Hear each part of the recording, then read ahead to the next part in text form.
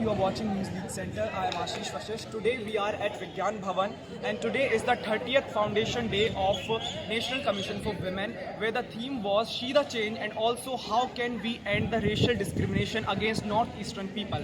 So here with me is one such youngster and also a student who belongs to Northeast. So I want to ask you what kind of loopholes in our system where you people think that they make you believe that you are different. What do you think about that? Are you different? Because we all are Indians, but what is that thing which makes you different in like Delhi or in North India? At the very outset, definitely it's our features, our appearance. It's distinctly different from everybody, which is why everybody perceives us to be different. But through dialogue, conversation, actually when we start talking to one another, when we start having conversations like this, the system, the way, the lifestyle, people, and most of it comes from ignorance, which is very unfortunate. Like, do you think that today when there were people like Aditya Raj Kaul, who's a very famous journalist, and also Rekha Sharma, who's the chief of NCW, like she said that she herself, went to northeastern India, but she never faced such kind of things. So I want to ask you, have you ever experienced that thing like of discrimination in Delhi? Yes. Are you a student? First of all, I will ask. Yes, I am a student. I've been in Delhi for the past 5 years.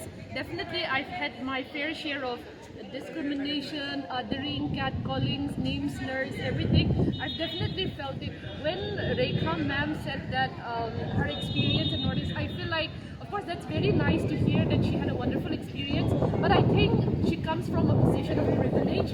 So for somebody who's just belongs to marginalized communities. Yes, and who's just Someone who is not in the limelight. Yes, right? so it's difficult. Maybe if I was a government official or somebody, I would be treated differently here too.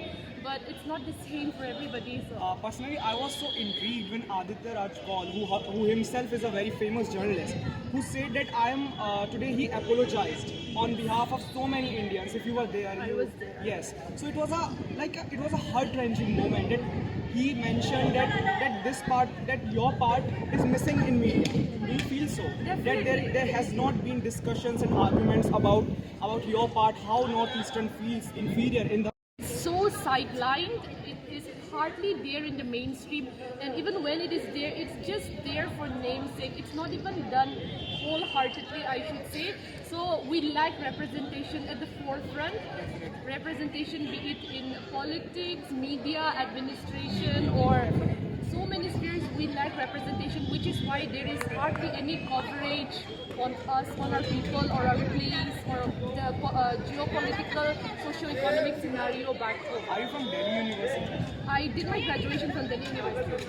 So there was one of the speaker who's 28-year-old woman who mentioned that when she was in Delhi, when she was pursuing her graduation, she was called Chinky and people used to call her Momos. So have you ever faced that kind of discrimination when you were pursuing your graduation in New Delhi? It's countless. It's not just the university is comparatively a safe space when we look at Delhi at large. But even within the university, I've been subtly discriminated. I faced racism, and outside the university space, Even among your friends? Yes, sometimes as sarcasm, sometimes as a direct mockery. I've definitely faced racism here in Delhi. This is everywhere. really so ridiculous at a moment when we are living in a free democracy and where there are moments of bullying, and there are many instances which has been left unnoticed. So I want to ask you my last question.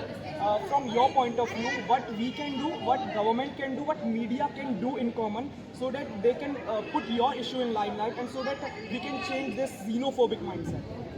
So I think we really need to be more inclusive, whether that be at the grassroots level or at the big government level at large. I think we really need to be more empathetic as well, because we come from really different backgrounds, and for me, I'm the first in my family to attend university. So when I go to university, it's really difficult for me to come and fit in the classroom and where everybody looks so different.